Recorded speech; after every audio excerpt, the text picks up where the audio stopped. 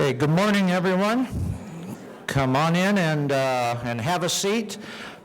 Sit close to the microphones, because if you can assist, we're going to try and have close to an on-time departure, so you have plenty of time to ask questions and things. I'm Russ Glasgow from the National Cancer Institute, and it's my privilege to moderate this incredible panel on global health and international perspectives this morning. You're in for a treat. You're going to hear some of the world leaders in whatever we call it in our respective venues, from KT to D&I to implementation research, and some of the world leaders in scale up and putting things into practice and policy. And I'm especially pleased that this has been one of the themes of this year's meeting, is international collaboration, and I'd like to thank, among many others, particularly the Fogarty International Center for their collaboration. As you're going to see, we have many different words for, I think, the same thing. I'm not sure if it's totally the same thing or not, but we're going to have some fun over the next hour and a half. I'd like to challenge you in the audience to listen closely, because I posit that we in the U.S. have at least as much to learn from the international examples about how we can apply things here, okay, as we do things that we can contribute. And I think you'll see the truth of that as soon as we get going here. Could I just have a quick show of hands if we have those of you that are international participants here? Well, that's good. It's interesting. The international participants are up here. There's either some kind of somebody ought to write a paper on that. I don't know. There's some phenomenon there. Is this your fan club over here that I have? I'm not sure what the word is I'm looking for. In particular, one thing I'd like to suggest you look for, and maybe we can come back in the open period, and I'm going to be a bit of an ogre here about cracking the whip on time, so that I know the thing that you really want to do is ask questions and things. So we're going to move things along so you get a chance to interact with our esteemed panel here. But in particular, one thing I'd like you to listen for are what some people are calling disruptive innovations. And I think in particular, when you hear some of the things that are being done in low and middle income countries for, a tenth to 100th of what it costs us to do things here in our most inefficient healthcare system in the world, there might be something that we could maybe take a lesson or two for. I am not going to go through and embarrass the panelists, but I will just say that their bio sketches begin on page 18, so I'm going to tell you the order. What we're going to do, if they are succinct, we'll have time for one or at most two questions after each presentation, and if they don't, then they don't get rewarded with the question right away. They're going to have to delay gratification for later. But if you do think you have a talk, you might want to even start coming up to the microphone while they're talking, or for those of you in the audience that are tweeting, I think is the word. We're using Twitter for the first time here, so you can tweet some questions in too, and we'll have somebody that knows what that means, what to do, and they will tell me somehow what's going on. So we're going to get going here, and again, look at page 18 for the background, but the order that we're going to go in is Dr. Patel, and then a joint presentation by Drs. Grimshaw and Straus, and then Dr. Kengeya is going to close for us, and then we'll have the discussion with you all. So with no further ado, first presentation, Dr. Vikram Patel, who's the Professor of International Mental Health and the Wellcome Trust Senior Fellow in Clinical Science at the London School of Hygiene and Tropical Medicine, and he'll tell you about some of the exciting work he's doing there and in India and many other places. Thank you, and good morning to you all. It's a real pleasure to be at this year's Dissemination and Implementation meeting, and I'd like to first of all thank the organizers, the NIH, for including a global perspective. I have to say it's a little instructive standing in what many of us in the global context regard as probably the world's most resourced country in healthcare, and to hear stories of gaps in implementation. And maybe it gives us all a bit of a reality check, given that for most of the rest of the world, we look at the US as being incredibly lucky. So then you begin to sense, goodness me, what are the sorts of challenges you're going to face in places with far fewer resources. And in my talk, I'm going to draw on some of those contrasts between the country that I live and work with in India and the US. I also want to really echo what Russ just said, which is that the word global for me really captures a two-way flow of information. Information can flow traditionally, as it always has done, from better resource countries to poorer countries, but there are also innovations that can only, in fact, I think, be experimented with in the less resource countries of the world. Sometimes, as you will see, when you are faced with tremendous challenges, that is when some of the most exciting out-of-the-box innovations actually emerge, and in part that is because you have less resistance from vested interests, because those interests actually don't exist. So I'm going to actually take you through, first of all, describing very briefly what I think is one of the most exciting strategies for implementing what we know works at scale that has emerged in the global context, which is task shifting, something that all of you will be familiar with the moment I explain to you what that term means. And then I will then draw upon the experience of a trial that I have recently completed in India, which shows how task shifting is carried out, but most importantly, to leave you with a message about how important it is to systematically develop an intervention through formative and pilot work before one actually subjects the intervention to a formal evaluation of its effectiveness. So, first of all, I want to just remind ourselves about the various blocks that occur between the bench, as it were, and the bedside. Traditionally, we have often thought of translational science as being reflecting the very first block, that is to say, between the laboratory and the early clinical or first-in-human trials. But actually, what most of us in this room are really concerned about are the subsequent blocks, the blocks that occur between the early clinical trials and the effectiveness trials, and then more subsequently, the evidence from effectiveness trials being taken up to scale in the population. Scaling up, we've heard the word scale earlier on in this morning. Scaling up has now become a very routine word within the lexicon of global health. And what scaling up simply refers to, this is a definition I've lifted off from someone else's work, increasing the coverage of services based on the evidence derived from experimental research that ultimately leads to improvement of health at the level of a whole population. And that's, of course, the holy grail of implementation science. And for scaling up to occur, what we're really concerned with is research that occurs at the translational blocks of T2 and T3. Now, there are several different barriers within the global context of scaling up. I think we're all familiar with some of the common ones, the lack of political will, the lack of effective governance systems, and so on. But I would suggest to you that one of the most important barriers of all is the human resource barrier. And but this barrier arises from the assumption that you need qualified professionals, people who are often quite expensive, often not very available, and often inaccessible in most parts of the world. You need expensive healthcare professionals to deliver healthcare interventions. And this is a barrier because those professionals are in fact very scarce in most parts of the world.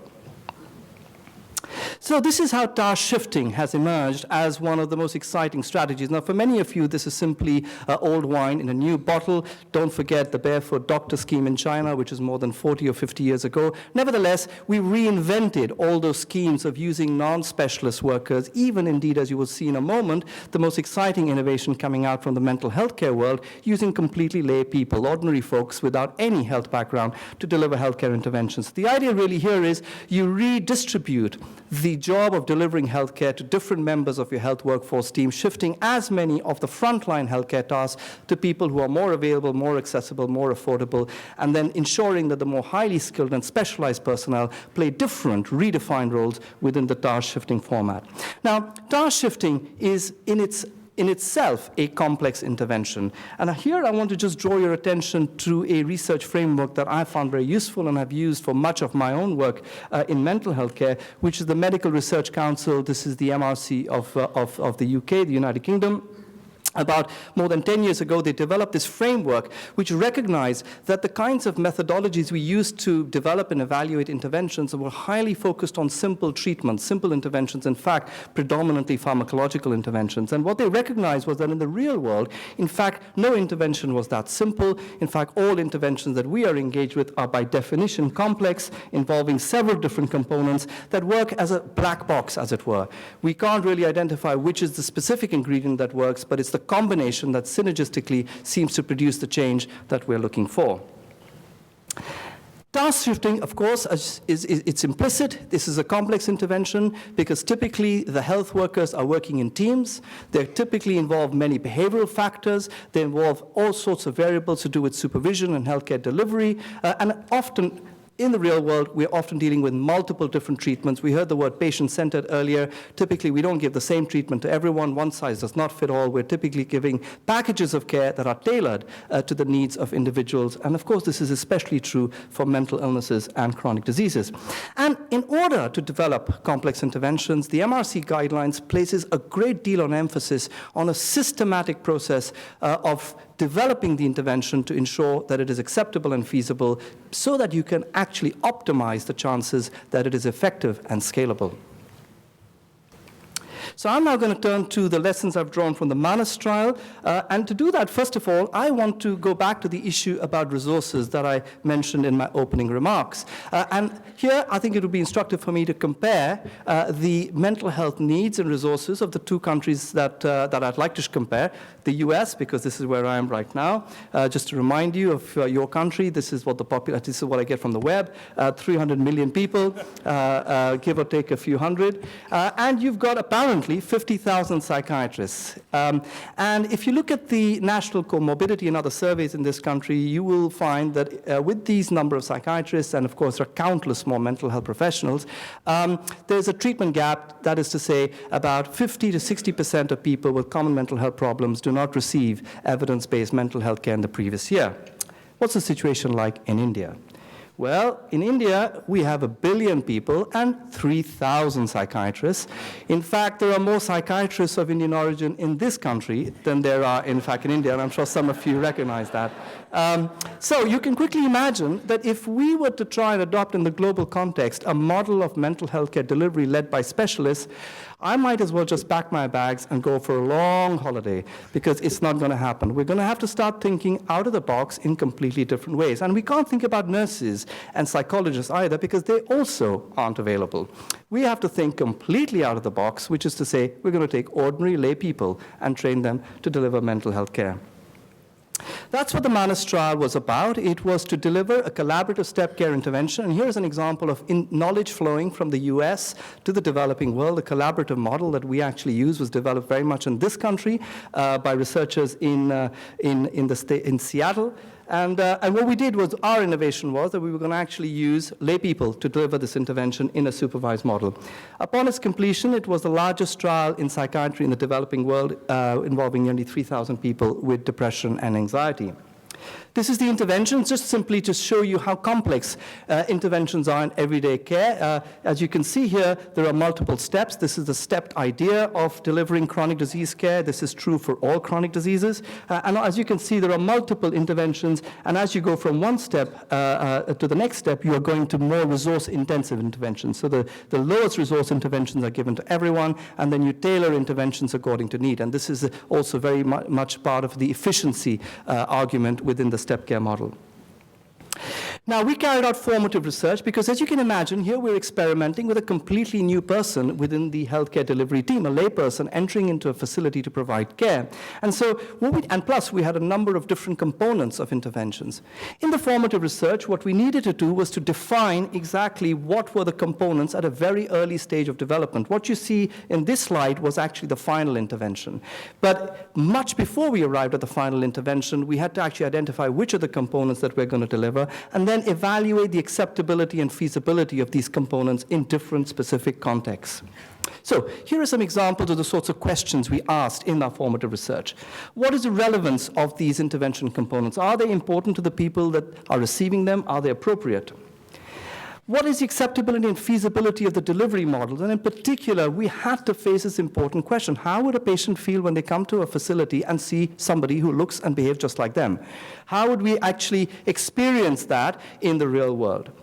What are the various aspects to do with the location of the intervention? For example, would it be more acceptable to give this intervention in the patient's home, in a school, in a community center, or in a clinic? And what are the various barriers? And this is especially true for interventions in chronic disease care, where, for example, the most common barrier is asking people to repeatedly come back to the clinic. There are issues about costs. As you might imagine, all formative work involving complex interventions must involve multiple stakeholders, and these are the usual stakeholders I'm sure all of you would be familiar with. And you use mixed methods. There isn't a single method to actually develop interventions. Typically, you use a mixture of qualitative and quantitative methods. These are some of the methods we used in order to actually do the formative research. After the formative research, we then developed a kind of a draft manual. This draft manual consisted of a set of different components that we imagined would stitch together in that step care framework and would be delivered by the lay worker. We had to now start thinking about how would that package, as it were, work in the real world, and we had to test that with a sample that represented our ultimate target population. And that's what we might refer to as piloting. Piloting also afforded us a great opportunity to start thinking about what might be the specific elements of a definitive randomized controlled trial. So, for example, what might be the likely effects that we might expect to find of our intervention. So the goals of piloting were to understand the process of implementing the intervention. How does it actually happen in the real world? How many sessions did we have to deliver in order to get the effect that we were looking for, and so on.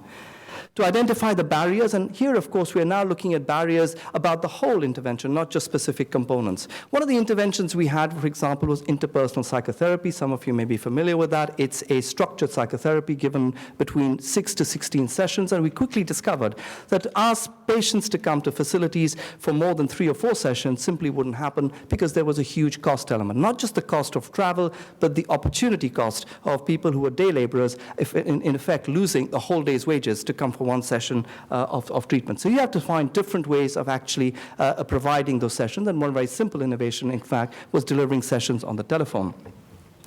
And therefore, you actually derive ideas from your patients in this pilot work about how do we actually get this treatment to you without you having to come to us. And the example of the telephone was one such example, or having sessions in the evening in a community context was another such example. Some of the other questions we asked during this piloting work was the fidelity question, which you're all familiar with, the usefulness of materials. We seem to assume that somehow materials, for example, the patient self-help products, even the training guides for the workers, somehow, because we've designed them properly, they must work well. But in fact, that's not always the case. There are a variety of acceptability issues that we can actually test empirically. There's training and supervision. Again, in the task shifting component, it's intervention format. It's extremely important to remember. Task shifting only works if there's effective supervision and quality assurance in place. But again, that too is something one can test empirically in pilot research. We can begin to derive some preliminary estimates of the impact of the intervention, and also examine how the intervention may work in different contexts, for example, in different genders or age groups. There are effectiveness considerations at this stage, so you can test the effect of different combinations of components in different settings, in different doses. For example, does it make a difference how many sessions of psychotherapy you actually deliver for the patient? In conclusion, I've got a sign from Russ that I need to, he's an ogre apparently, so I'm a little nervous of him. Why do formative and piloting work? Well, really to optimize the chances that you land up with an intervention that is, number one, it's going to be effective, and number two, and extremely importantly from what we're concerned with, that it's going to be scalable.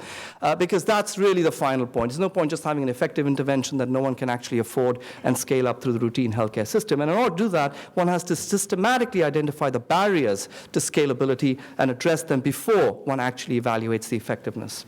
In a nutshell, as the MRC guidelines point out, the reason we do this very painstaking pre-trial development work is to distinguish interventions that are inherently faulty because the theory or the concept is faulty from those that are simply badly delivered, that is to say, the implementation failure. I want to finish by just reminding you that this sort of implementation science, as you well know, has a lot of takers now in terms of the science. It's being accepted, for example, as a legitimate substance for publications, and also to demonstrate to you that the results of this implementation science can lead to effective interventions. The Manus trial was published a few months ago in the Lancet, and we were able to show not only the benefits of the intervention of a lay health worker-led intervention for people with depression and anxiety in primary healthcare settings, but also demonstrate substantial contextual variations to do with settings. So this is my conclusion.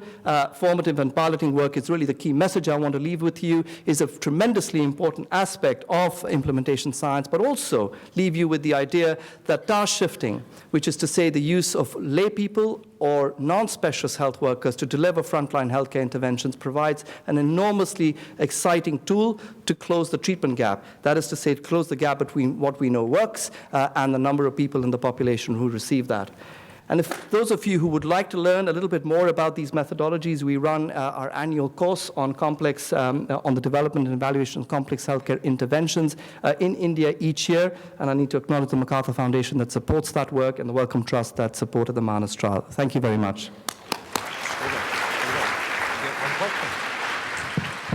Well, thank you so much, Vikram. Jeremy and Sharon, come on up. No, stay there. Come on up and get ready to transition.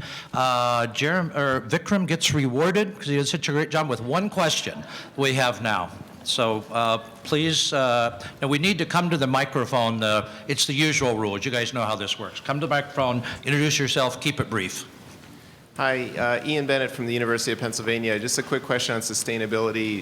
In the developing countries that I've worked in, there are not necessarily paid community health workers already in place, so that becomes an immediate sustainability issue. You're suggesting they'd have to start paying. Just a question about what the situation is in India and some thoughts on how to think about this task shifting in that kind of context. So if I understood your question correctly, it's about whether these are volunteers or paid health workers. Correct, yeah. Yeah. Right. So at this stage, what we're doing is a proof of concept, that you can actually close the treatment gap by using people who are not members of the formal healthcare team. In other words, that they're not health professionals.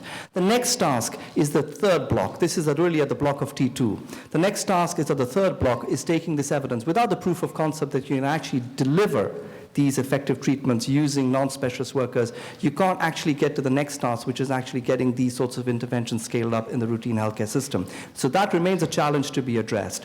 I have to say that I don't personally think volunteer-based models are sustainable. And what we're really arguing for is the inclusion of lay health workers within the formal healthcare system. And the final response is that in India, that has already happened in the National Rural Health Mission. So there is someone called the accredited social health activist. Can you imagine a health worker whose title ends with the word activist? Now, is that going to happen in the US? I don't know. But anyway, her name is the Asha, and her job is to mobilize people to access healthcare. And she is a lay woman from the community. She does get paid. It's not a regular salary. It's an incentive-based remuneration, which again, many of us have mixed views about, but there is a system already in place for that. Thank you so much, Vikram, for getting us off to a wonderful start. I'm sure Vikram has many other examples, but from those of you in the US, I think probably the best example, the most popularly, widely known example of task shifting is probably the work of Paul Farmer and his partners in health, and particularly the book, if you're not familiar with it, Mountains Beyond Mountains. We're switching now, and I'm equally excited to present. We have a dual tag team here of our neighbors from the north, Dr. Jeremy Grimshaw, who's the director of the Canadian Cochrane Network, which I'm sure we can have some interesting discussions about, and he's also the Center and the Director for Best Practices at the Institute of Population Health at the University of Ottawa, is going to start us off, and then he'll be finished with Dr. Sharon Straus is going to cover up for Jeremy and tell you what he really meant to say. And Sharon is the Director of Knowledge Translation, KT, which you'll find out about if you don't already know and can pass a quiz on it, at the Li Ka Shing Knowledge Institute of St. Michael's, and the Division Director for Geriatric Medicine, one of the few geriatricians in this area. So with that, Jeremy. Thank you. Good morning. I think Sharon and I would both like to thank the organisers for inviting us here, particularly because there's 10 metres of snow expected in Ottawa today. So it's actually nice to come back, even if it's raining. It's more pleasant here than at home at the moment. What we want to do in the next 18 to 20 minutes, very strict instructions, is to try and give you really a snapshot of some of the activities happening in Canada. I'm going to talk a little bit about one initiative, a large team grant in Canada called KT Canada, and talk about some of the challenges that we perceive about advancing this agenda globally. And then Sharon is going to talk about what we're doing in Canada to try and promote and build capacity to do knowledge translation and knowledge translation research. We'd like to just start by thanking our funders. The Canadian Institute of Health Research actually supporting most of this work, and Ian Graham, the Vice President of Knowledge Translation, and Jacqueline Tetro are both here if you want to know more about the innovative ways in which CHR are trying to support KT research in Canada. So, KT, it slips out of my tongue very easily. I moved to Canada about 10 years ago. Before that, I used to do implementation research in the UK, and I learned that if you crossed out implementation research and put knowledge translation research in your grants, you got them funded. So that's what I did. But this is just to highlight Russ, and I think also Carolyn Clancy was talking about some of the issues of language in the area. With Ian Graham and Jackie Tetro about 5 years ago, we interviewed people from 30 different funders from 8 different countries, and they had 31 different terms for this activity. And I think this is now becoming a barrier in terms of trying to just communicate with each other about how we get through this. So what you call dissemination implementation research here, we will call knowledge translation research in Canada, and I'll use that terminology as we go forward. We have a definition of knowledge translation that's developed by the Canadian Institute of Health Research. I'll let you read it. If I want to make a point, I normally try and read this out aloud and recognize I have to take about 3 or 4 breaths to get through. It is actually a very good definition, but it's very dense and needs to be very carefully parsed out. But just to give you a sense that our major funder has developed a definition that I think encompasses the major components of knowledge translation, and is using that to guide their programs and engagement with the Canadian healthcare system. So that brings me to knowledge translation research. We all want to do knowledge translation. We all want our research to be implemented to improve the lives of the many sort of patients and citizens that are in our countries. The issue that we face is we don't know how to do that. And so we would argue that knowledge translation is a human enterprise that can be studied to understand and improve knowledge translation approaches. That knowledge translation research, therefore, is a scientific study of the determinants, processes, and outcomes of knowledge translation. And our goal is to develop a generalisable empirical and theoretical basis to optimise knowledge translation activities. And whenever we're doing research, we should be trying to think about that in terms of how do we contribute to a cumulative, generalisable evidence base that others can use as well as ourselves. Knowledge translation has been important in Canada because when the Canadian Institute of Health Research was founded in 2001, knowledge translation was part of its legal mandate. So it's been on our horizon since 2001.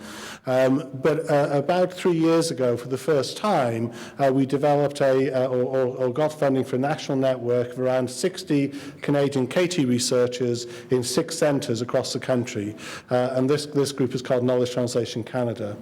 And our aims were to try and develop a transformative research program to improve the health of Canadians and strengthen the Canadian healthcare system by creating new knowledge about how best to achieve KT, advancing the theories and methods of KTs, developing, testing and commercializing tools and services aimed at sustaining KT, and working with partners across the continuum of care to effect KT.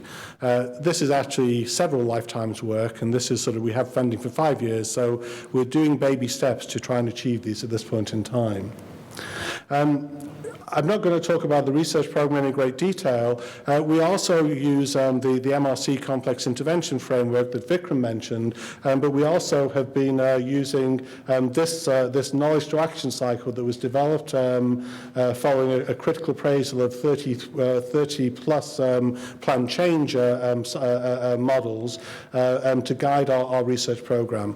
And across the 60 scientists, we currently have 17 projects that are working in 4 interlinked research programs, and we're targeting 3 key stakeholder audiences. So we see this as an issue about how do we influence patients and citizens with their decisions about healthcare, healthcare professionals and healthcare systems, and policymakers.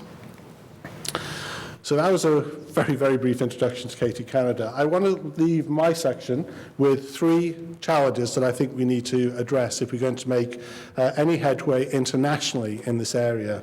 And I would also argue that I think unless we start to see this as an international priority, then we're doomed to actually repeat a lot of activities in our own countries and not maximize our learning. And I think Vikram's presentation was a fabulous example about how we can learn internationally. So the first challenge I'm going to say is the lack of a shared language.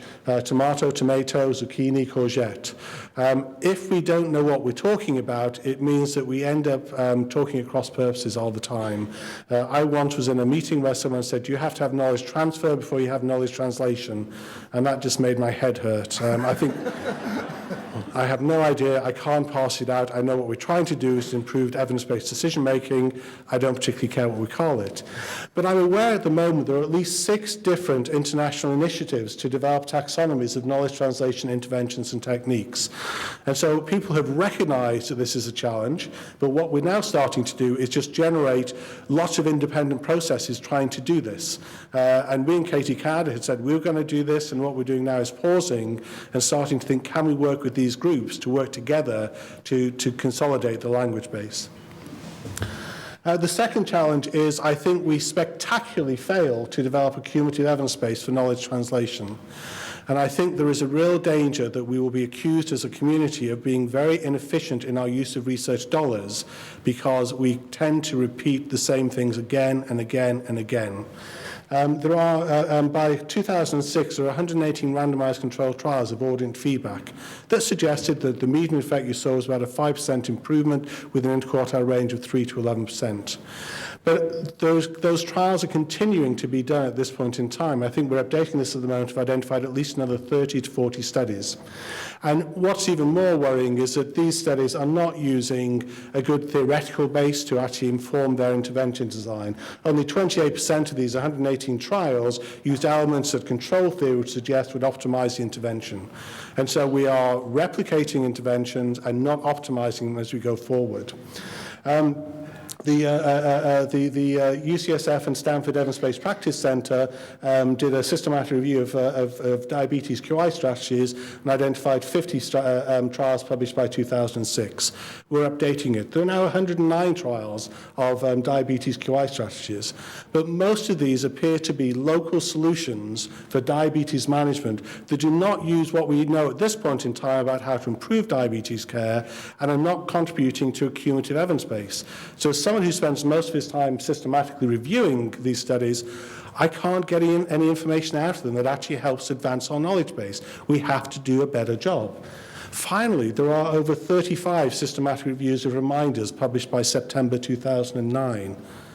With the best will in the world, we do not need 35 systematic reviews of reminders.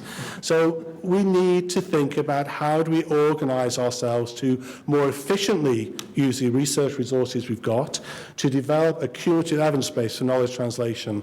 And I think that the real danger that we face is if in the next 10 years we continue developing local solutions and testing them and can't come out with any generalizable ideas, then policymakers and research funders are going to walk away from us because we'll have failed to actually use the opportunity we have. The final thing, which is related to that, is just we're failing to develop KT theory. And by theory, I mean a set of statements that helps organize, predicts, and explain observations describing how phenomena relate to each other and what you can expect under still unknown circumstances. Some people in the clinical world balk at the idea of theory, but theories are just ways of summarizing the current evidence base that we have. And a failure to do this manifests as lack of attention to mediating mechanisms and effect modifiers of KT interventions, the kind of careful thought that Vikram highlighted. But by 1998, only 9% of evaluations of KT interventions explicitly used theory to develop their intervention or to frame what the perceived mediating mechanisms were. And unfortunately, that hasn't got much better. We may be up to 20-25% if we're lucky, but we're still largely, I think, just basically shooting in the dark for local solutions. So those are a brief introduction to Canada. 3 challenges for us to face today, and I'm going to hand over to Sharon Straus.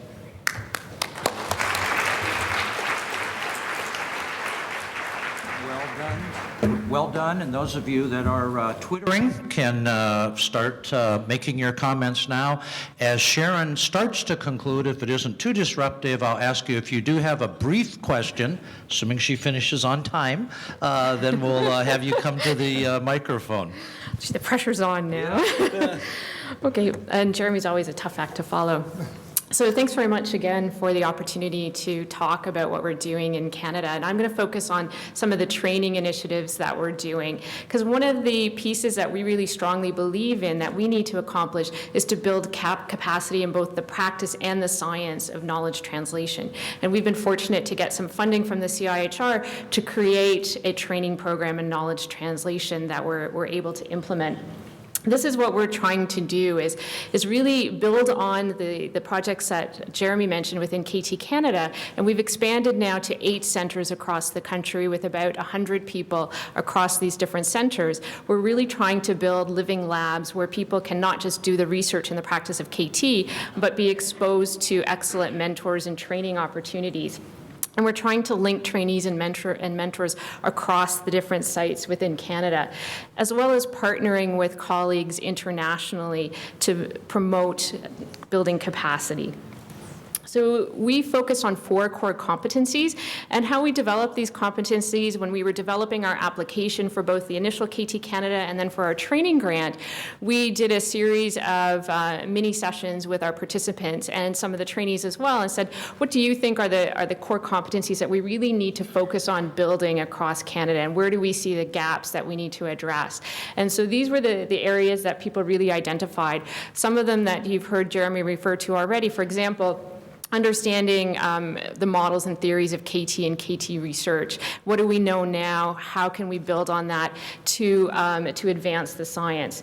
In addition to some of the other areas around developing capacity to conduct systematic reviews to address KT questions. So looking at systematic reviews of complex interventions, so beyond the traditional systematic review of maybe drug A versus drug B, but looking at more complex interventions and looking at different types of systematic review methodologies. For example, realist reviews and other types of methods that we can exploit. So with that in mind, we've identified 3 different training streams that we're trying to focus on. The first one is for people who want to be researchers in the field. So for people who want to do a graduate degree or a postdoc fellowship in knowledge translation. And we have a number of different opportunities available in this area. We have a national seminar series. I guess it's actually international now because we have some participants from Europe and also from the US. It's based out of Toronto, but we are broadcast on the web and also have it available after the sessions as well for people to view. If anybody's interested in participating, I'll tell you the URL at the end of the session that you can have a look at the past sessions. We also have a summer institute that we hold every year, and we bring together people who are interested in both the practice and the science of knowledge translation. We have a number of courses, again, based on the core competencies that we've identified. So we've got a course on pragmatic trials that will be running in June. We've got a course on different methodologies and systematic reviews that will be running again in the fall. And we've got a bunch of different opportunities for students to get funding, not just for salary support for them, but also for research grants, so they can get a little bit of seed funding to do their initial project. And one of the great things that our trainees have done, and we have this amazing pool of trainees now, they've gone out to get additional funding and created a community of learners. And so there's about 60 trainees now who've participated in this community of learners electronically, and they've successfully had some CIHR funding to create this, and we supported them through our KT Canada network as well. Mentorship is a key component in our strategy, and this is one of the things that we said when we first started developing the KT Canada grant. We wanted mentorship to be a common theme throughout. So mentorship not just for the trainees, but mentorship for the investigators as well who are involved with KT Canada. And part of this stems from, again, the interest in trying to build capacity in the area. and realizing that we all would benefit from mentorship. And this is based on some work that we've done from both systematic reviews as well as some qualitative work around how should mentors and mentees come together? What should that relationship look like? How do we enhance communication between mentors and mentees? And we've done a few systematic reviews, both on mentorship as well as career choice, and finding that mentorship plays such a key role in people's career choice and influences not just what we decide to do from a medical subspecialty, for example, but also on whether we choose to go into academics, whether we choose to go down a particular pathway within academics. And so we really wanted to make that a focus of what we were trying to do. Also, good mentorship shown to be a key factor in retaining people and enhance time to promotion. So we really wanted to focus on the mentorship aspect. We've also done a number of interventions based on this systematic review and developed some communication workshops and strategies. So for example, based on some work that Mitch Feldman's done, and UCSF is the only university I know that has a director of mentorship responsible for mentorship across the entire university, and that's Mitch Feldman, and he's created a 1-minute mentor toolkit. And we've gone on, and Mitch and I have worked together on a few initiatives now. We've created some things like we've got a checklist for both mentors and mentees. We've got an individual development plan that we use. We've got a series of mentorship cases that we use, and we use these as part of our different courses that we run, as part of our summer institutes, as well as with some of the individual sessions with the graduate students. And all of these materials are available on our website if anybody's interested. We also have been working with the CIHR, and we can't say enough good things about the CIHR and Ian Graham and Jacqueline Tetreault, because they've been amazingly supportive of what we do. And one of the great things that they've tried to do as well is enhance the common CV. As part of the grants that we use when we submit our grants to the CIHR, we have to use the common CV. They're working on an update to the CV to reflect knowledge translation activities. And that to me is something that if the CIHR is going to start incorporating that as part of the common CV, then our universities will start requiring that as part of the CV, as part of the academic credit that you can receive for doing KT activities. So I think that again is a huge benefit to working in this area with the CIHR. In terms of the Stream 2 activities, these are for people who are researchers in other fields who want to learn the basics of knowledge translation. So one of the things that the CIHR has done as part of their operating grant competition, every grant has to have an end of grant knowledge translation plan. So what are you going to do with the results of your research, or what do you think you're going to do with the results of your research? And I find, and Jeremy and I always find that around the grant deadline times in September and March, we become like really, really popular because people always want to know, what do I write in that section?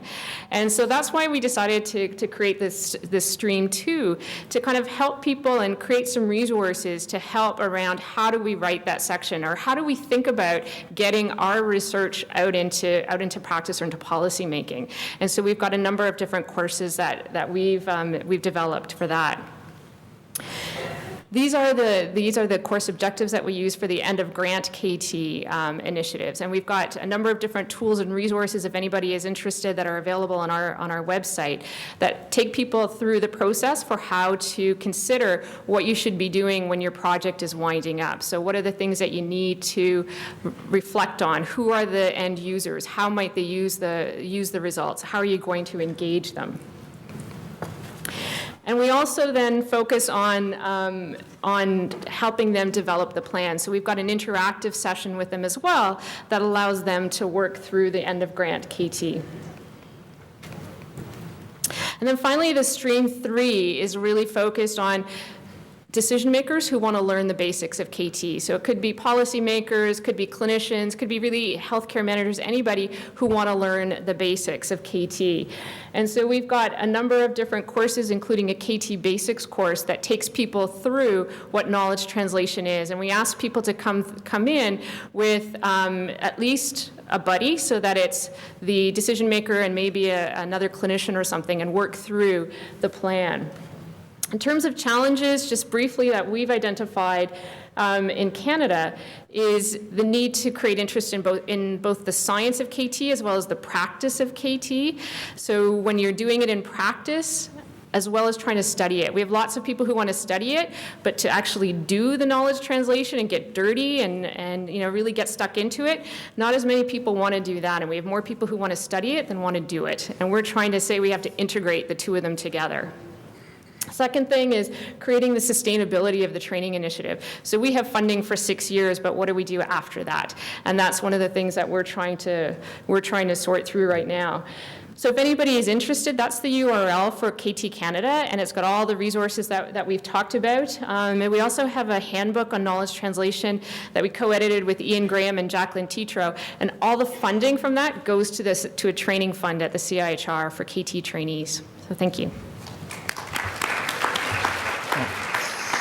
Thank you both very much for a stimulating talk. Jane, why don't you come on up? I love some of the concepts, the one-minute mentor and the other things, and I'm sure we have much to discuss, so please write down your comments if you do have other questions for Jeremy or Sharon. And with that, it's my pleasure to introduce our final presenter today, Dr. Jane Kengeya, who is an MD with a specialization in public health and epidemiology.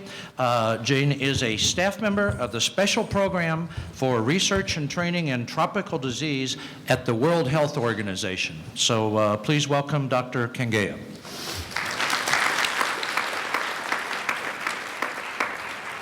Okay. 8 years ago, I was watching television with my daughter, and we were watching a program from Sweden on Nobel Prize. And she asked me, so, Mom, you are a researcher. When are you going to win a Nobel Prize? I looked at her and I said, in implementation research, perhaps not in my lifetime. But I'm so happy that from that day, I created what I call a motivation log for myself. Every time I do something, or I see something, or I read something that motivates me, I go home and I put that in a log. And my log has been growing since. And when I go back home, I'm going to put this in that log. Because to see this large hall full of people thinking and worrying and doing and advocating for implementation research, for me, is the first time I have seen it in my lifetime. So I want to thank the organizers for inviting me and sponsoring me to come, and I cherish this experience this morning.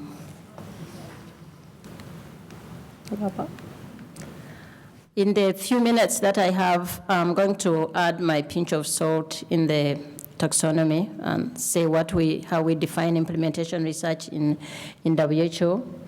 I'm going to mention a bit about priority setting, because I think it's very nice to do interesting things, but how do we know that the things we are doing are the things that need doing? And I think that's an area we all need to think about. I will also share with you two very recent partnerships that we are building in implementation research. One is what we call the Implementation Research Platform. It's a partnership we have within WHO, but the funding is coming from NORAD, from CIDA, Sweden, from CIDA, Canada, and from DFID, and we are hoping that many other donors will come in so that we have a pool of resources through which we can fund implementation research in developing countries.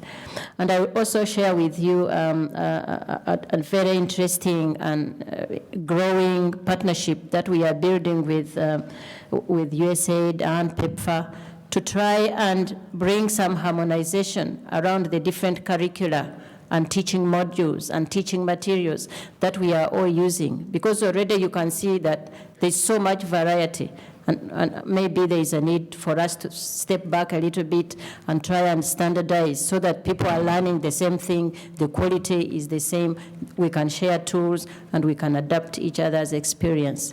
And then I will also describe what we do to try and embed research into programming and to elimination programs, because this is not the type of research that should stand alone. We believe that it should be part and parcel of programming. Last year, we published this chart here in a paper, just to try and see, because people say, what's operations research? What's implementation research? What's health systems research? And we kind of recommended that perhaps one way of trying to tease the differences out is to ask who is this research? Who is the research user for this type of research? And we think that the broader health systems research targets policymakers and senior managers, because they are dealing at this supra level. They are dealing with policy. But we think more like implementation research is closer to the people. It's program managers trying to understand their programs, their healthcare systems. And then on the extreme end, we have operations research, which is more local, within your own health clinic, within your own center, or within your own project. So we see a continuum from health systems research down to operations research. So for today, I will focus mainly on implementation research. And we define it in broad terms, but we have several key points. One of them is to identify problems and understand their determinants. That's a key part of our definition. And then to use these determinants to test out solutions. Again, the emphasis is on solutions. But we don't want these solutions to be just theoretical solutions. We want practical solutions. And we don't want them to stop at the pilot phase. We want, to pilot and get proof of concept, but to understand how to scale these solutions up. So we have a several-stage definition of implementation research. Within WHO, there are some programs whose staff research is their day job. And there are two major programs, and many of you maybe know those already. One of them is my own program, the special program for research and training in tropical diseases. But there's also another large program, which is the special program in human reproductive health, and many of you may be linked with that one. But we also have the large Health Systems Alliance, which is also based in WHO. But many of the control departments, they also do operations research. So in a way, it cuts across many people's responsibilities. And of course, the regional offices and the WHO country offices also do some operations research. This is rather a busy slide, but I'm trying to emphasize helping institutions and countries and people busy with trying to do implementation research to set priorities. It will involve what sort of questions need to be answered, but also to embed these questions in plans and build these. Not just, I think if we have a question here, a question here, a question here, it's not good enough. I think we need to find a way of packaging it so that it's a national plan, or it's a regional plan, or it's a country plan. And then also to continue monitoring so that these research questions get refreshed each time a different problem rises, and to follow up regularly so that you are reviewing what you are doing. And maybe this is where evaluation links up with implementation research, but also to learn from these solutions and go back, use these solutions to create priorities. So it's an iterative process of setting priorities, implementing, learning, going back to revise your priorities. And I don't think we have given clear thoughts around this subject. This is one example where we are embedding implementation research into control programs. Bangladesh, India, and Nepal decided they were going to eliminate Kalaza. And we've worked with them to embed a research program, an implementation research program that tackles the different elements of their program. So we have implementation research for vector control, for early case detection, for effective and safe treatment, and it is all embedded within the program. So when they go out to ask for money for their elimination program, they already include this implementation research side of their program. So I mentioned this very new platform that has been created recently. It's mainly to tackle MDG 4, 5, and 6, because we all read from the publications and the papers we hear on the news that many parts of the world, including sub-Saharan Africa, are very unlikely to meet these MDGs. And we think that implementation research has a role to play in trying to solve that problem. So various donors have partnered with us, and I already mentioned them. What they are doing is they are putting resources into WHO, and then we are using these resources to fund country-based projects of implementation research, to provide technical assistance to these countries, to help with translation of results and use of these results. We are just at the beginning. We got the funding mid last year, and we already have some grants in countries. So what we want to do is to help people scale up using available interventions, to help them synthesize and learn from existing knowledge, and to build the capacity for implementation research at the same time in these countries, and to promote a broad collaboration that allows us to work across disciplines and across different areas of the public health structure. Right now, we are funding 7 projects in different parts of the world, and you can see where these are. The topics actually are country-generated, so some of them have to do with diagnostics, others want to package perinatal, to improve perinatal mortality. In India, they want to look at neonatal mortality, how to reduce it. In Kenya, they are using mobile technology to deliver HIV preventive interventions, and so on. These are large projects. These are, by WHO standards, these are 500,000 projects. And in implementation research, I personally believe that $1 goes a very long way. So a project of 500,000 for implementation research is actually a very, very large project. And we are hoping that we will raise more resources and expand this platform. Then the last partnership I'm going to share with you is the one I mentioned that we have with USAID and PEPFAR. This one is aiming at building research capacity for implementation research in developing countries. We want to strengthen indigenous, locally grown capacity for both implementation research and for evaluation. We want to develop research leadership so that people in countries can identify their own problems, can plan how to address them, can address their own problems, and can face the challenge by themselves rather than depending on external people to come and do this for them.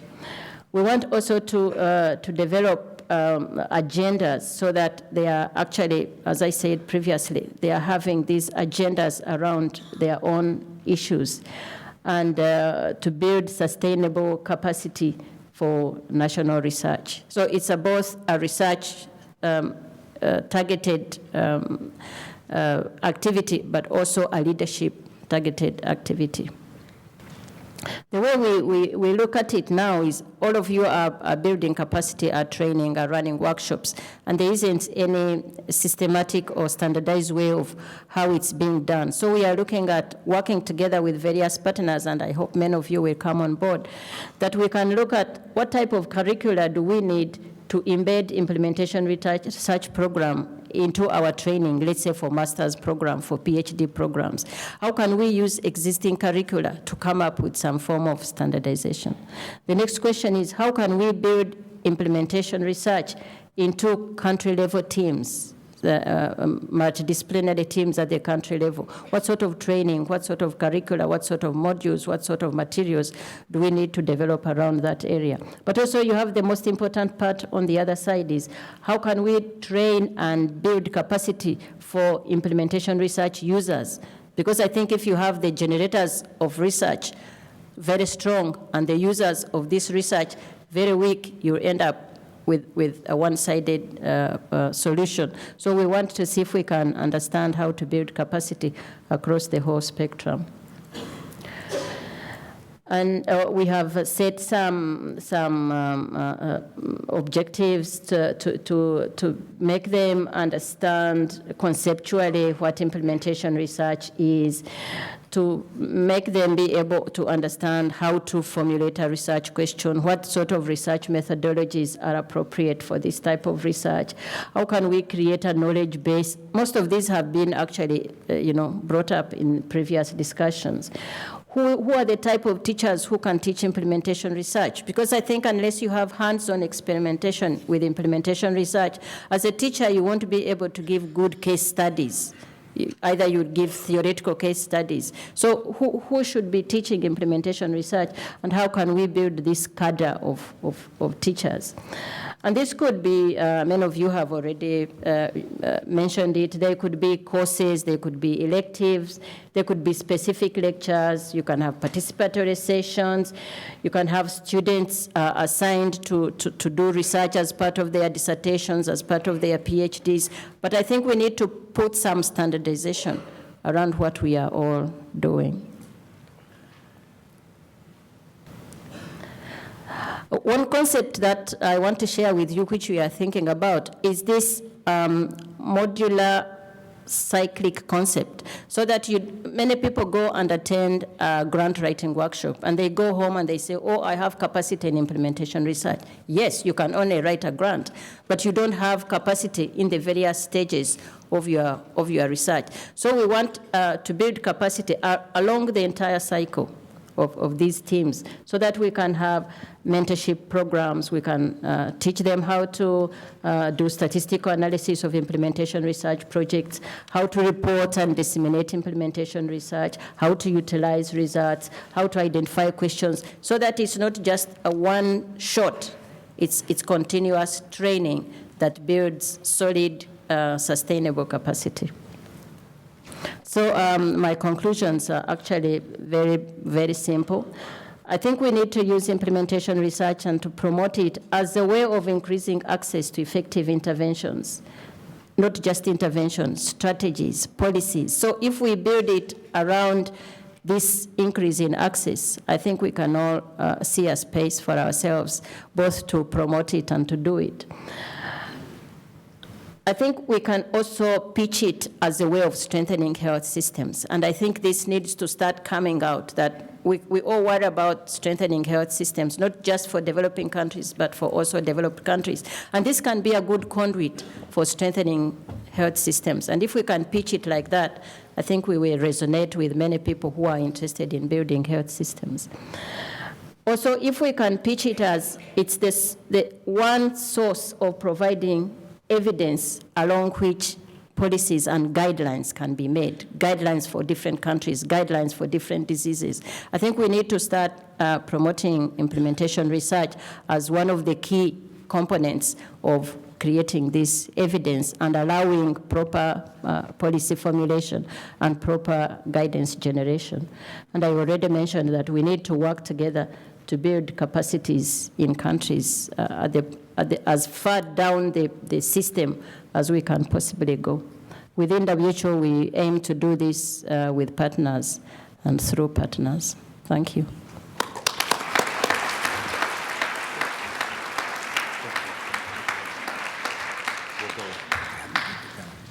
Vikram, come on up and join us. Thank you very much, Dr. Kengeya. As you're making your way to the microphone, we're switching now to the next session, and I think you know the drill, but in case not, here's the way it goes. Come up to the mic, because we are recording and webcasting this, and FYI, I may occasionally look to some colleagues in the back who may be getting some emails or Twitters to ask that too, but for yourself, so we can have the chance to take a real opportunity and engage our panel here. Your rules of engagement are briefly introduce yourself, just your name, where you're from, identify which member of the panel, if it's a particular person rather than a general question, please keep it brief. We have a strong preference for questions rather than statements, so we can take advantage of these folks, and I'm going to ask the panelists making up rules as I go here. I'm going to ask for the panelists to just see if we can, I'll try and rotate it, but just have at most 2 responses rather than going down the line on each one, which I think often isn't that. So I'll try to look for who's most engaged or wants to talk. I'll look for a signal. And again, if we can all keep our responses brief up here too. With that, why don't we go to the front mic? Good afternoon. Arun Chokalingam from National Heart, Lung and Blood Institute. I'm the Director of Global Health there. Thoroughly enjoyed all 4 presentations.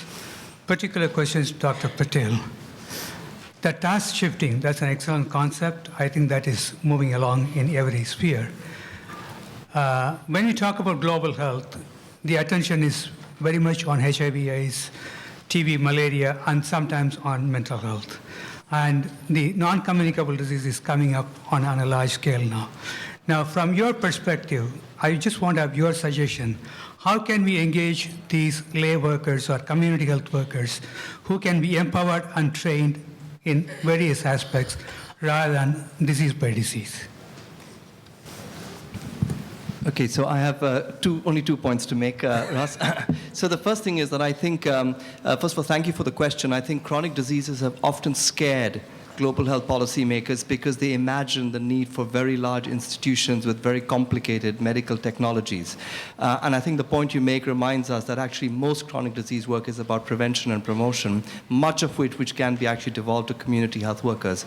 I think the model to take is of one that I would call a chronic disease health counselor, somebody who works across disorders and diseases, because in fact many of the interventions, say for example for depression, hypertension or diabetes, are in fact the same. Just think about it. We advise all these people to do exercise. But it's always curious to me that we never actually see that the same intervention is being advised for 3 or 4 different patient groups. We see each of these in silos. And I think, so there is a great potential for convergence at the level of the community health worker. And my second point is that that's already being attempted. So there is a policy framework. I think you'll know well enough that in India, the National Program for Cardiovascular Disease, Diabetes, and Stroke has actually got such a pilot program in 15 or 20 districts using community-based health workers for integrated management of chronic diseases. Our goal is also to include mental illness within that framework. Great model of both the question and a focused answer. Anyone else? One more person on the panel want to respond to that?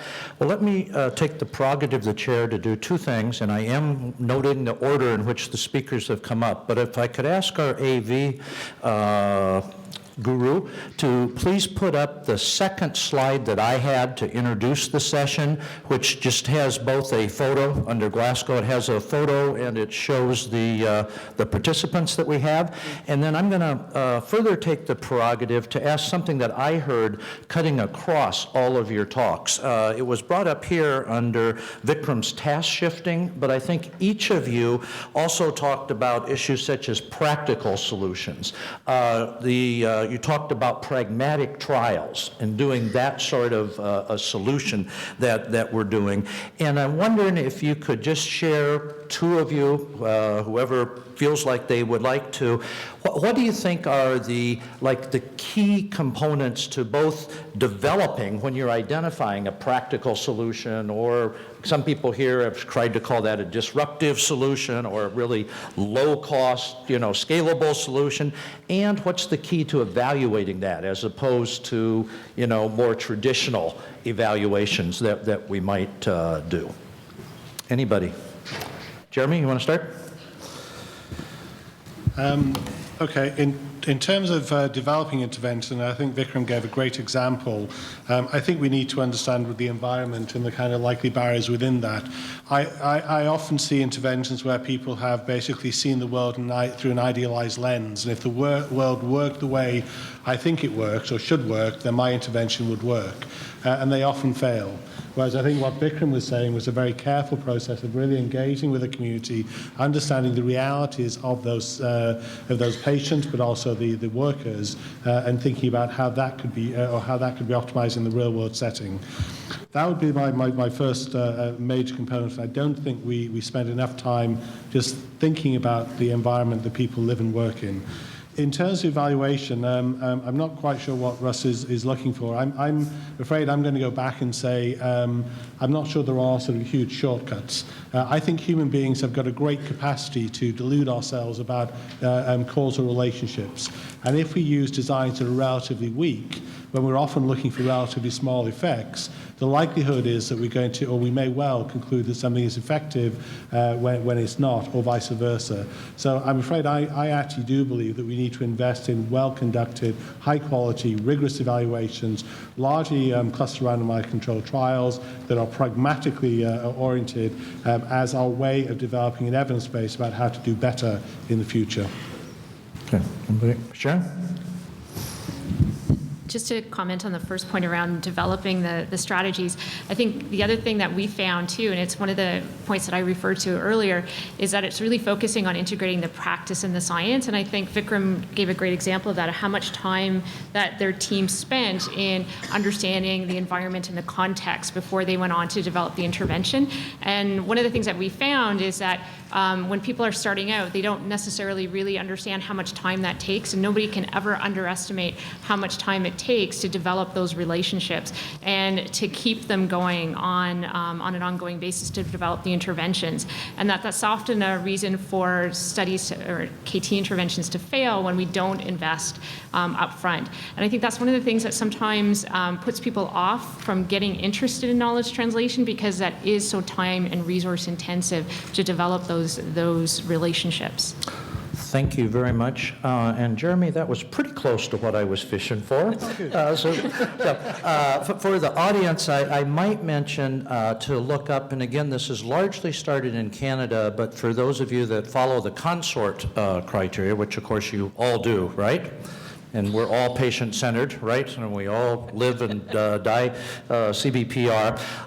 There is a new approach to pragmatic trials that I think has been pretty important, led by some of Jeremy's colleagues here, and I think including him, called the PRACES criteria. And I'm not going to remember what that acronym stands for, but it's the extent to which a trial is pragmatic versus explanatory on 10 different dimensions, I think. And I'd encourage this audience to really look at that, and particularly when you're reporting your interventions, to think about that. Okay, with that, I am keeping track, so our order is back mic, right, my right, your left mic, and then front is the order at which people came.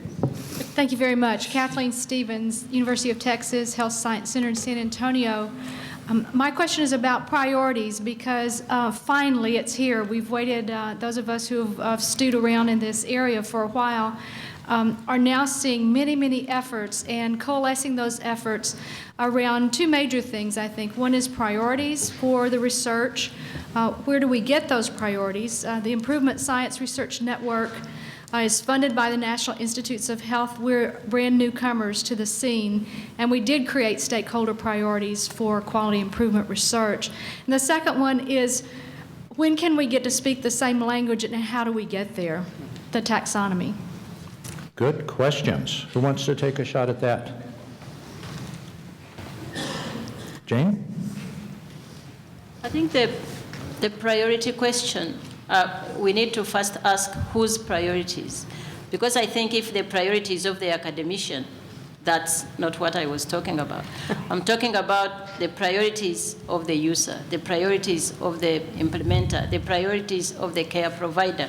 And the only way to get these priorities is to talk to them, because they know what is their problems, and then work your way upwards to teasing them out into research priorities. But very often, the academicians know the priorities, and I think that's why you get the divide.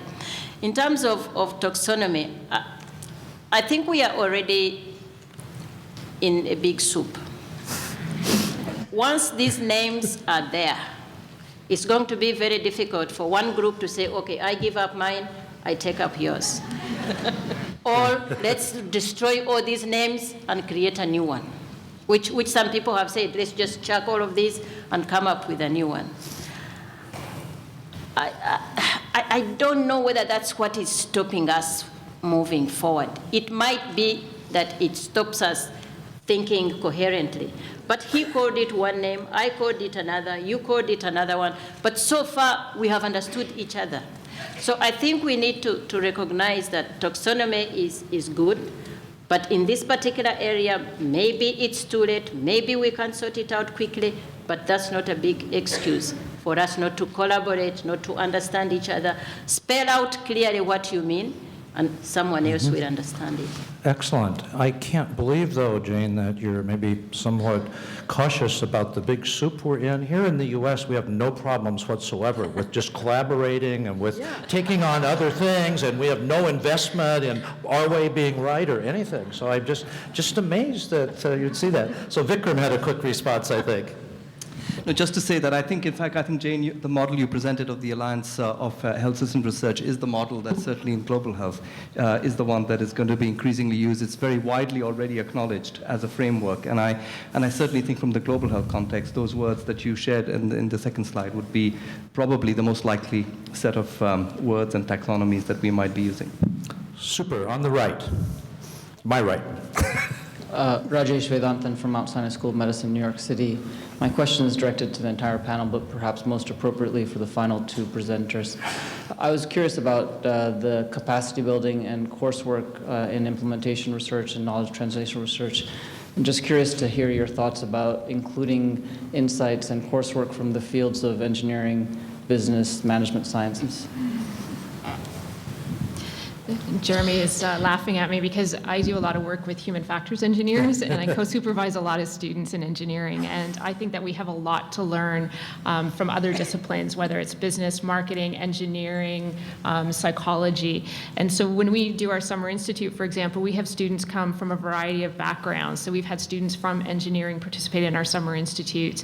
We've had people from health informatics, computer science, because they bring a very different expertise. And I think that the kinds of questions we're trying to answer, they're not simple, and we need to bring in people like that who have different skill sets, who can really help us answer these complex questions. So yes, we do encourage people from other disciplines, and to be honest, it's one of the reasons why we have not said that we're not having a PhD, for example, just in knowledge translation is only open to people in medicine, for example. We're open to anybody who has an interest in implementation work, and they can be from any background, and they bring in a lot of their different courseworks and elements into the different theses that are going on as well. Jane? Yeah. In fact, if you look at the history of operations research, implementation research, it came from the military. Because they honestly, for them, they study their operations. It's a die or leave. So for them, operations research, implementation research comes naturally. So it's not a domain that is only health related. In fact, in what they call market research is another name in the soup, but they are also doing exactly the same things as we do. So I agree with you, and it's not just for capacity building. I think for developing concepts, for learning taxonomy, there's a lot that can cut across the sectors. And I might add for evaluation methods too. I think just among other things that we have here, I might just mention a lot of folks here, Dave Gustafson primarily among them, comes from an engineering background. I noticed there's a presentation here on engineering presentations. Alan Best and his colleagues building on work with system science. Brian Mittman, the co-editor of the Journal of Implementation Science, has an organizational perspective background. So I think this appreciation and learning how to play with each other really is critical, and not just nod our heads and then go back to our same old silos. With that, Judy? Okay. Judy O'Keefe, UMass Medical School. Thank you to the panel. It was a fabulous combination of information. Each of you addressed capacity building, and I heard a lot about the capacity building of the researchers. I didn't hear anything about the capacity building of the legislators and the policymakers, and I think one of the problems that we face when we try and bring these ideas to our legislators is their sometimes tremendous lack of knowledge and understanding of evidence and how we apply evidence to policies. So I wondered if you could, and I guess Jeremy or Sharon, how you apply that to legislators, and do you do capacity building there? So in Kengeya-Kayondo, there are a number of scientists that particularly focus on knowledge translation towards policymakers, particularly John Lavis and Matthew Ume. And John Lavis, over a period of time, has actually been engaging with the Ministry of Health and Long-Term Care in Ontario to actually explore models for doing this. And he's done two different approaches. One has been to develop resources to challenge some of the stereotypes of policymakers about the availability of evidence. So if you look at systematic reviews of policymakers' views of using evidence, first of all, they often say there's no evidence relevant to the decisions I make. Then they say I can't access it, and then they say I can't understand it.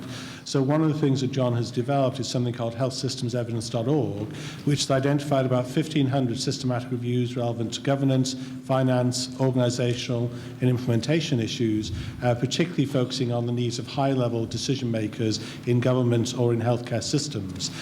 Within that, there is a navigatable approach which uses a naturalistic language of policymakers and also tries to link to either the full text if available or summaries where available.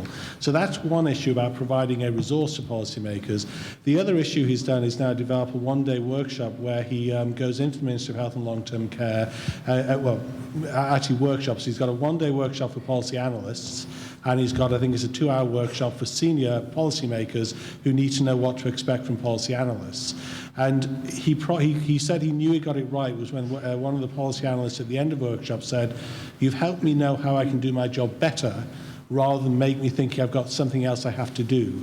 And so we're evolving those issues, and in fact, we're just about to embark on a randomized controlled trial of these training activities in the Ministry of Health and Long-Term Care in Ontario, and we're trying to get funds to do the same in Quebec, and I think there's actually a trial ongoing in Brazil. One other, Jane? Yeah. I did mention it in my presentation that we need to address it, but what doesn't exist right now are the tools for them. I think we have a lot of tools for addressing the other part. So that's where I think the partnership, like the one we are building with USAID and PEPFAR, to try and understand how you can engage them and build their capacity.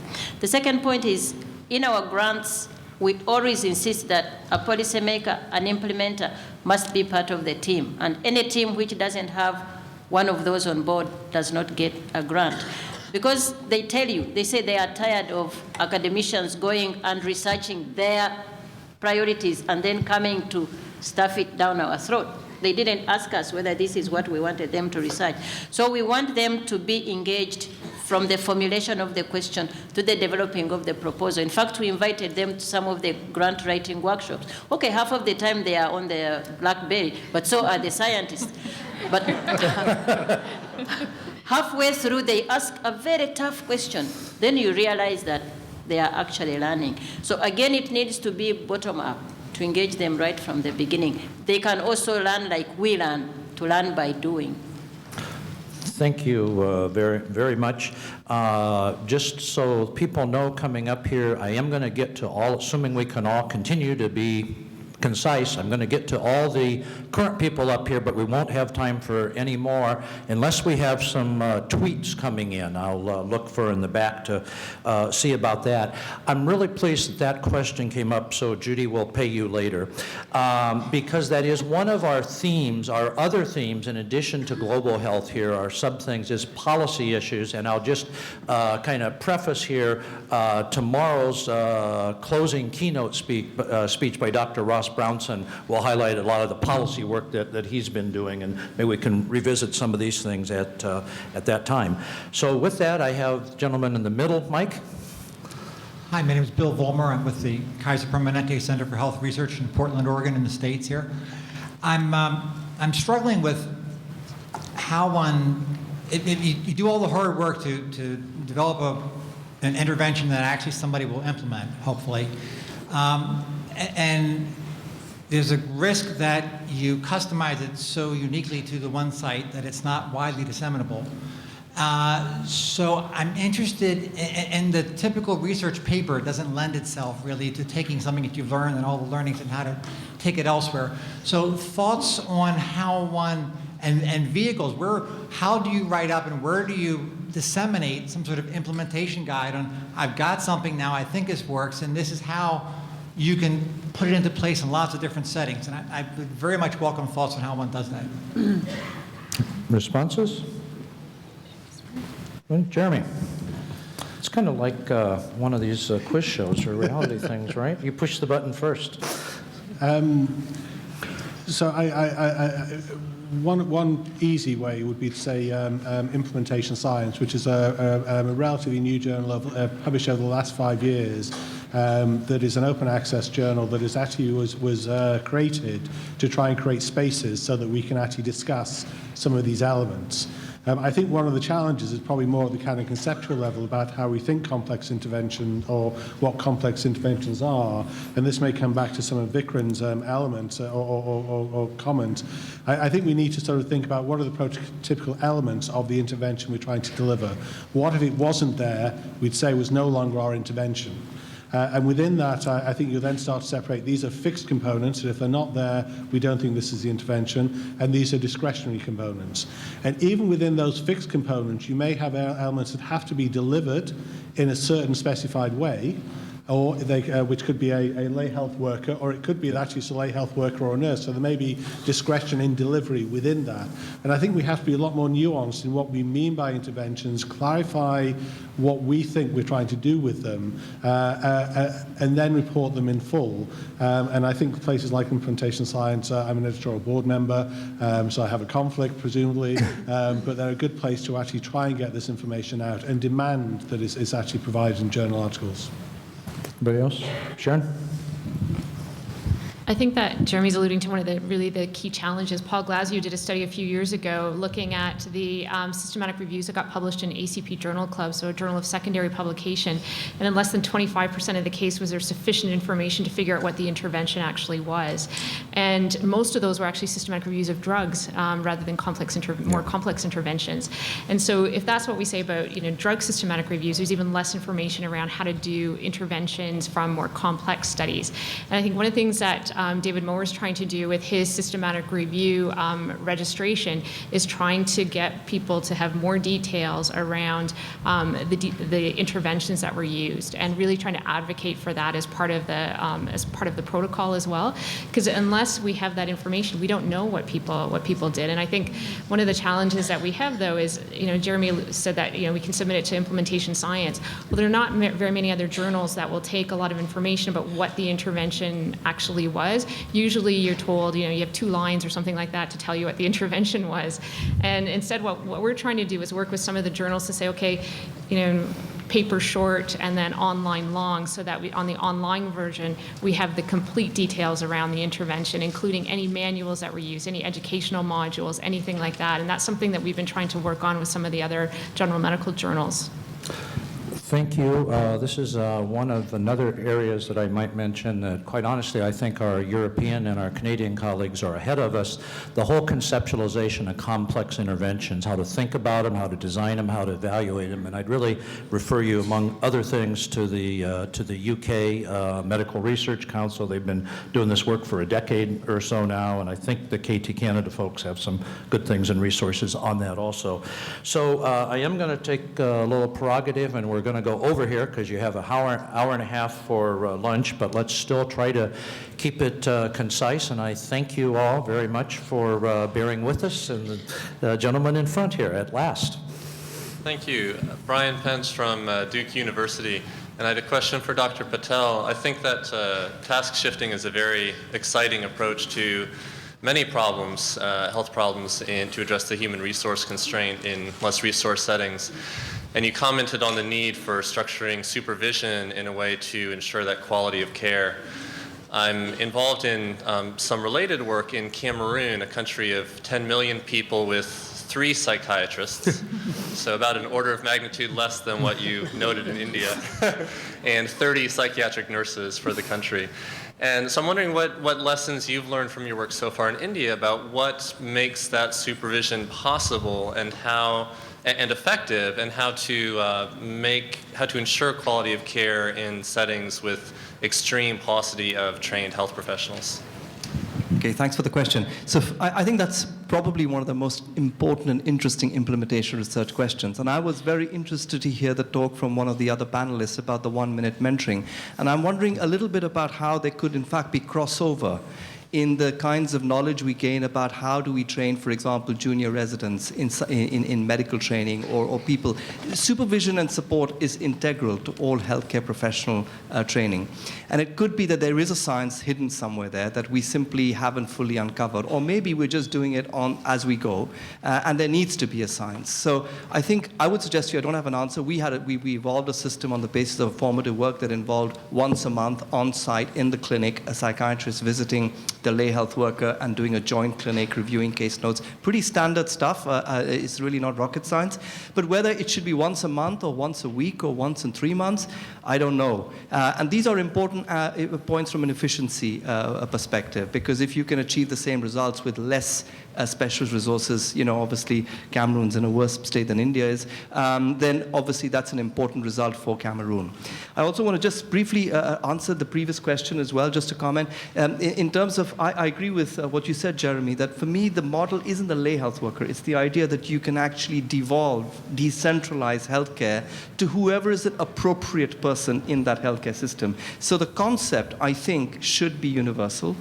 But in fact, the application is contextual. So in this country, it may well be that in fact, you don't need a layperson, because actually there's a much better developed levels of different healthcare workers. And so you won't be looking at a layperson, but you can decentralize mental health care to non-mental health specialists.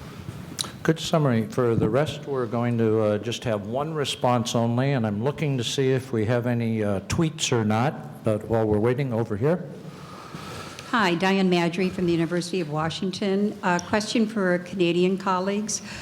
We've talked about how to creatively frame questions, research questions on implementation, knowledge transfer, and I'm wondering what your thoughts are on innovative ways to methodologies, research design, statistical procedures that don't always appropriately would dictate an RCT, which seems to be the golden standard for grants to be funded.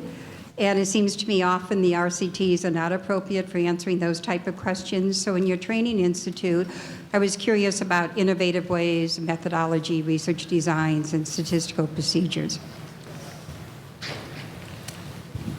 So to answer that, so while randomized trials is something that we both strongly believe in should be addressed, we also look at a number of other different methodologies. And for example, this year at our Summer Institute, the theme is the science and practice of knowledge translation and its evaluation. And it's really looking at the quantitative and qualitative evaluation methods that can be used for the science of knowledge translation. And so looking at a variety of study designs, including, for example, interrupted time series, in addition to the pragmatic trials. Also doing systematic reviews of complex interventions using the different methodologies that I mentioned before, like scoping reviews or realist reviews. And so being able to provide opportunities for the trainees to get exposed to that, because we don't have a lot of courses, we haven't been able to identify a lot of courses that meet the needs of the trainees to develop skills in those different areas. So that's one of the things that we've tried to do with our summer institutes, is identify that maybe in their institution there's a course on the traditional systematic review, but there's not one on, well, what if you want to do a systematic review of, task shifting? How would you do that? And maybe you want to do a realist review. And so we're trying to fill in those methodological gaps. I think we are going to have to do some work to develop appropriate gold standards. I think if we adapt the gold standards that don't fit implementation research, both publication will become difficult, but also motivation will become difficult. And I think there needs to be a kind of, just to answer a simple question of what are appropriate gold standards for implementation research? Because I don't think you can judge tennis the same way you judge football. And that's what we try to do all the time. Another translational difficulty, football in the U.S. is, Soccer. With that, but I do think this is one of the key issues for our field, and just to summarize, one of my favorite issues as well. But Kurt Stange, I think, said it well. We want research and evaluation that is rigorous, but also relevant. And it is possible to do both, okay? And that's what we're looking for, is that balance. With that, Leif, you have the last question. Thank you. Leif Solberg, Health Partners Research Foundation. I have a very brief statement masquerading as a question for Jeremy, though I think Vikram could add to it possibly.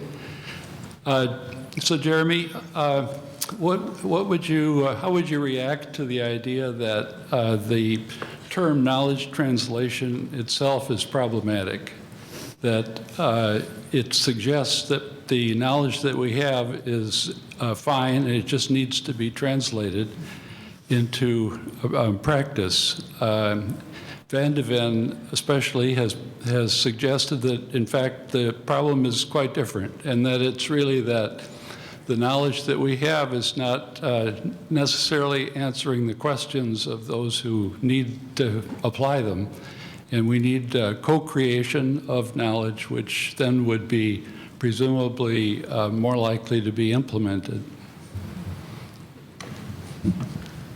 It's always nice to finish on a Leaf question. I have no problems with what you're saying, Leaf. I think it actually depends on the type of knowledge. If you look at the definitions of knowledge translation in Canada, it very much includes things like exchange, the idea of co-creation.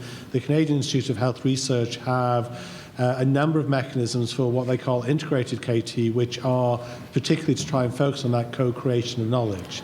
So I don't have a major problem. I actually hate the term knowledge translation, but as I said, that's what gets me funded in Canada, so I'm very happy to use it.